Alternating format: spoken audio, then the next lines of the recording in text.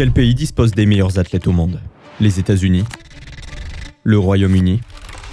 La France? En 2024, ces trois nations dominaient statistiquement le sport mondial grâce à leur grande réserve d'athlètes. Mais ces trois-là, vous pouvez déjà les oublier. Avec seulement 5,5 millions d'habitants, la Norvège est aujourd'hui la nation sportive la plus performante au monde par habitant.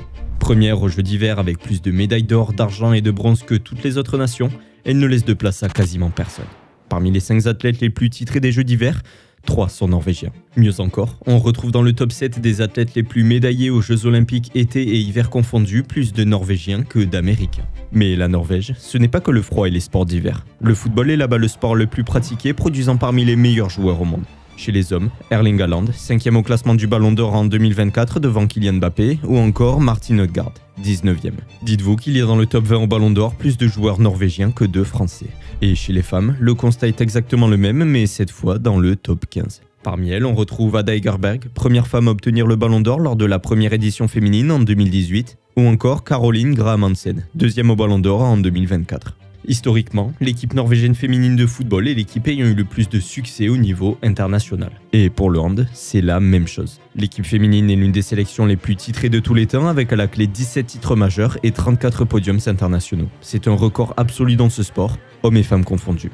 Et la liste des super athlètes norvégiens brillant à l'international, elle est encore longue. Torbjørn Berge Ruud au hand, 3e meilleur gardien de la Coupe du Monde 2025, Casper Ruud au tennis, 6e mondial, Victor Hovland en golf, 7e mondial, Magnus Binbo en escalade, Solfrid Konda en haltérophilie, Karsten Warholm en saut de haie, Anders Moll et Christian Sorum en beach volley, Magnus Carlsen aux échecs évidemment, Christian Blumenfeld en triathlon, ou encore les frères Ingebrigtsen en athlétisme. Car la Norvège, c'est aussi une longue tradition en course de fond. Dans ce sport, les meilleurs athlètes de la planète utilisent aujourd'hui une méthode appelée la méthode norvégienne. Largement popularisée donc par ses 3 frères et notamment par Jakob, le Benjamin. Élu d'ailleurs athlète européen de l'année 2022 et 2023, il bat aujourd'hui les Kenyans lors des épreuves de 1500 et 5000 mètres. Une anomalie donc que je vais aussi vous expliquer dans cette vidéo.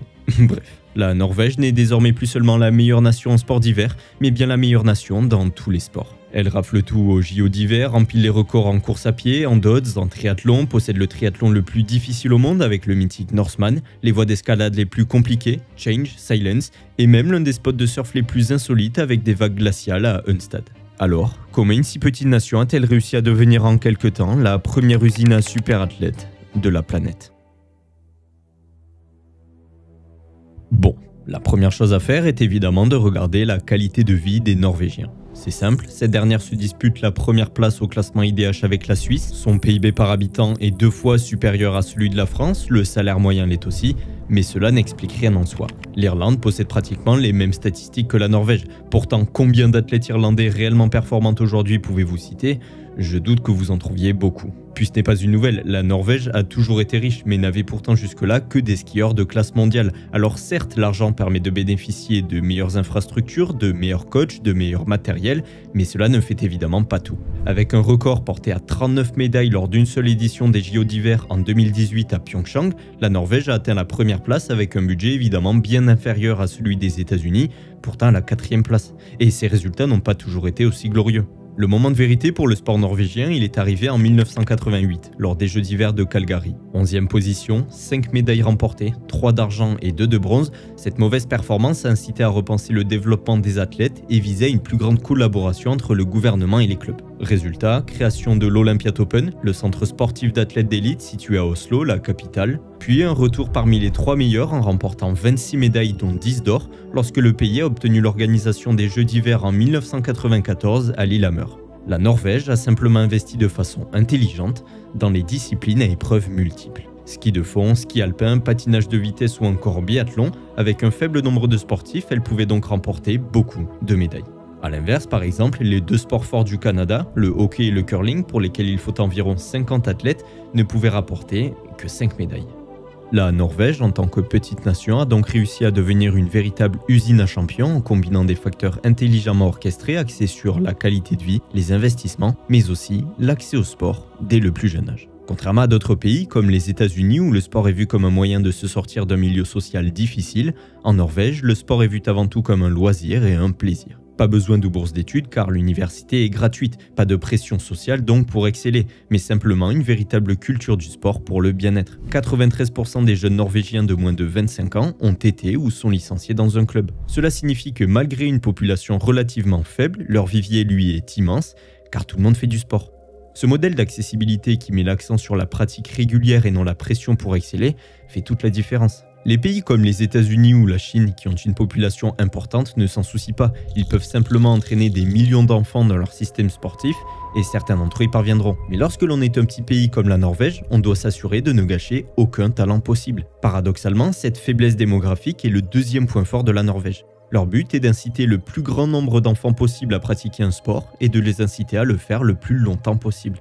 Les grandes nations sont avant tout axées sur la sélection, sur l'élimination de personnes. La Norvège, elle, donne aux enfants qui ont un développement tardif ou dont les parents n'ont pas pu les soutenir, le temps de trouver leur potentiel. Pour que vous compreniez mieux où je veux en venir, on va parler de l'âge relatif. Pour ça, je vais m'appuyer sur cette vidéo que je vous mets dans la description.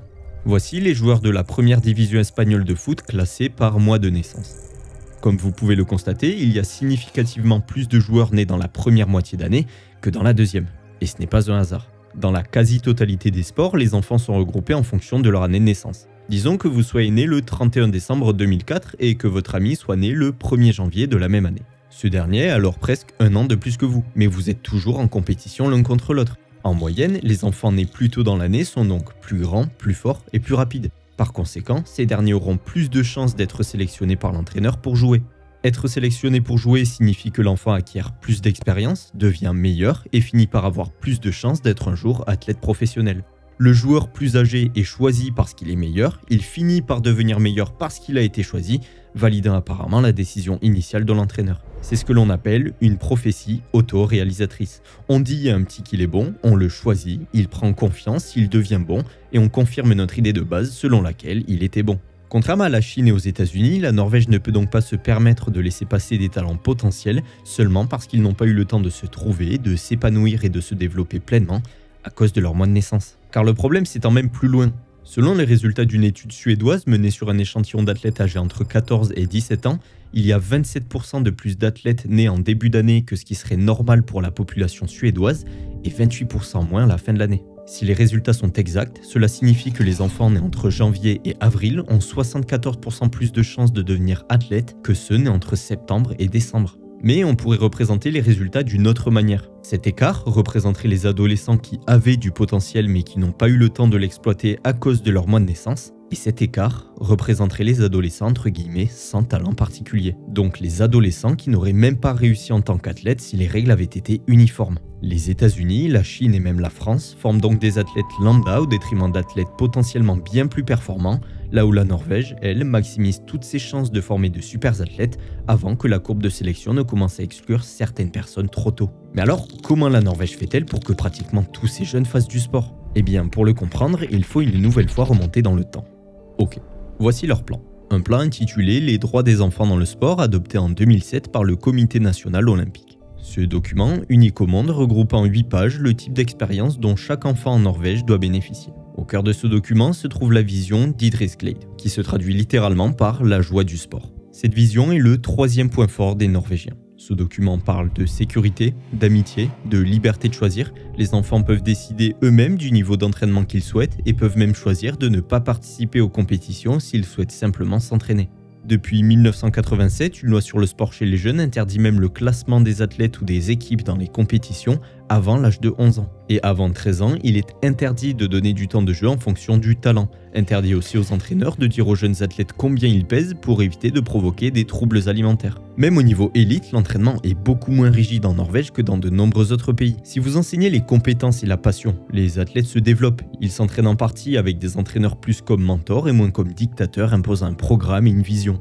En Norvège, la motivation des enfants dans le sport est donc bien plus importante que celle du parent ou de l'entraîneur. Ils se concentrent sur le fait de s'amuser avec leurs amis et c'est le meilleur moyen de progresser. La compétition est encouragée mais pas au détriment du développement et de la joie du sport pour tous. La compétition est une opportunité de s'épanouir et non pas un fardeau à porter. C'est un état d'esprit où la joie de pratiquer prime sur la pression d'être le meilleur. La Norvège a compris qu'en cultivant cette liberté, on offrait aux jeunes athlètes non seulement la chance de se découvrir, mais aussi de profiter d'une qualité de vie enviable loin des excès et du stress. En gros, on les laisse tranquilles car la majorité des enfants qui font du sport ne veulent pas devenir des Olympiens. Mais malgré ça, l'ensemble des clubs sportifs sont quand même regroupés sous le parapluie de la Confédération norvégienne des sports et du Comité olympique et paralympique de Norvège. On est tous dans la même famille, de l'athlète olympique à mes neveux et nièces qui font de la natation localement. Alors, très bien, les enfants peuvent choisir ce qu'ils veulent faire, sont sous le même parapluie que des athlètes olympiques, mais ils sont aussi libres de décider de ne pas choisir. Les enfants ne sont pas poussés à se spécialiser trop tôt dans un seul sport.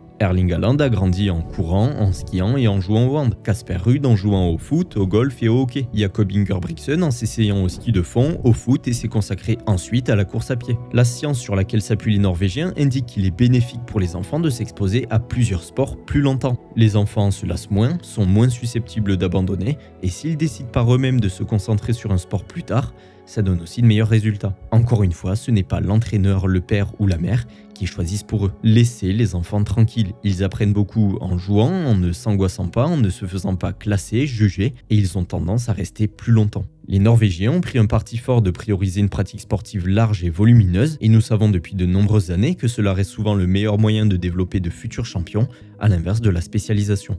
Ce n'est que vers l'âge de 15 ou 16 ans que les entraînements plus intenses débutent. À ce moment-là, direction donc le fameux Olympiat Open, qui a pour vocation d'accorder plus d'attention à la formation d'athlètes de haut niveau à l'approche de l'élite. Là-bas, chaque athlète bénéficie d'une équipe personnalisée. Entraîneur, kiné, nutritionniste, coach mentaux, tout est mis en place pour améliorer les performances. Et s'il y a bien une chose qui distingue les athlètes norvégiens des autres, c'est leur obsession pour les données. Ils sont obsédés par les statistiques. Ils s'entraînent alors dur, mais surtout intelligemment, et en particulier dans les sports d'endurance. Bon, historiquement, on assimile la Norvège donc à ses champions de ski de fond ou de biathlon. Marit Bjørgen, Olena Bjørndalen ou encore Bjørn Dæhlie, 12 fois médaillée aux JO, dont 8 médailles d'or. Cet athlète avait développé des capacités aérobies exceptionnelles. Sa VO2 max atteignait 96 ml par minute par kilogramme. En gros, ça veut dire que son corps pouvait utiliser 96 ml d'oxygène chaque minute pour chaque kilo qu'il pesait. Alors, dit comme ça, on ne comprend pas vraiment ce que cela représente, mais dites-vous que ce sont des valeurs supérieures à celles mesurées chez Kilian Jornet. Oui, c'est de suite plus parlant. Et tenez-vous bien, le record absolu de VO2 max jamais enregistré sur un humain est détenu par un Norvégien, Oskar Svendsen, un cycliste. Il a développé une VO2 max estimée à 97,5 ml par minute par kilogramme. Mais bref, la Norvège possède également une longue tradition en course de fond. Chez les femmes, on peut citer Grete Waitz, victorieuse à 9 reprises sur le marathon de New York, première femme sous les 2h30, ou encore Ingrid Christiansen, ancienne détentrice du record du monde du 5000 et 10 000 mètres et l'une des meilleures marathoniennes de sa génération avec un record en 2h21. Chez les hommes, on peut citer Christian Blumenfeld en triathlon. Premier norvégien, hommes et femmes confondus, à participer aux JO dans cette épreuve, médaillé d'or aux JO de Tokyo en 2020, champion du monde courte distance en 2021 et champion du monde d'Ironman en 2022. Ou encore Sondre Nørstad Moen, premier européen de l'histoire à passer sous les 2h06 sur marathon, détenteur de tous les records de Norvège du 15 km jusqu'au marathon et deuxième meilleure performance européenne de tous les temps sur semi en 59 minutes et 48 secondes. Mais celui dont il faut surtout parler, c'est Marius Beken, un coureur norvégien spécialisé dans le 5000 mètres. Ce dernier n'a jamais fait de podium, n'a jamais été un top athlète, contrairement à ceux que je viens de vous citer, mais en revanche, selon lui, il a optimisé au maximum son potentiel en battant même parfois des athlètes bien meilleurs que lui. Pour ça, il s'est donc entraîné non pas plus intensément, mais plus intelligemment. Au cours de sa carrière, il a effectué plus de 5000 tests de lactate sur lui-même pour mesurer l'intensité de ses entraînements et s'est même rendu plusieurs fois au Kenya pour étudier les entraînements des meilleurs coureurs de la planète et y a fait là-bas une découverte révolutionnaire. La plupart des athlètes s'entraînaient trop dur, là où les Kenyans se trouvaient exactement là où il fallait et de façon plus naturelle pour optimiser leur performance. Ils restaient dans une zone d'effort idéale où le corps s'adapte sans jamais dépasser ses limites. Cette zone, Beken l'a trouvée juste en dessous du seuil de lactate. Rester dans cette zone lui a permis de s'entraîner davantage sans risquer un surentraînement ou des blessures. Ce principe est devenu le fondement de ce que l'on appelle aujourd'hui la méthode norvégienne. Ok, voilà le principe. Lorsque l'on court, notre corps produit donc du lactate, un résidu qui s'accumule quand l'effort devient intense. Un peu de lactate, c'est normal, mais trop d'un coup, ça brûle les jambes et oblige à ralentir. Il y a deux seuils importants. Le premier seuil, c'est là où le lactate commence à apparaître doucement. Et le deuxième seuil, c'est le point où le lactate s'accumule très vite et où le corps ne peut plus tenir longtemps. Entre les deux, c'est la fameuse zone idéale, trouvée par Marcus Beken. C'est ça, le double seuil lactique, la méthode norvégienne. Le but est de faire une séance le matin, légèrement en dessous du deuxième seuil, là où le lactate s'accumule rapidement pour maximiser le volume sans déclencher trop de fatigue. Puis faire une séance le soir, légèrement au-dessus du premier seuil, à intensité un peu plus basse, mais toujours assez exigeante pour générer des adaptations. Cet enchaînement, on le fait 2 fois par semaine. Alors, lorsque les 3 frères Ingebrigtsen, Henrik, Philippe et Jacob, tous les 3 devenus champions d'Europe du 1500 mètres, ont annoncé s'entraîner de cette façon, cette méthode est vite devenue un modèle dans le monde entier. Et on peut comprendre l'engouement autour de cette dernière, qui semble particulièrement faire ses preuves avec Jacob, le Benjamin de la fratrie. Double champion olympique, double champion du monde, 6 fois champion d'Europe, 3 fois sur 1500 et 3 fois sur 5000, 7 fois champion d'Europe en salle, triple champion d'Europe de cross-country, actuel détenteur du record du 2000 mètres, du 1500 mètres en salle et du 3000 mètres.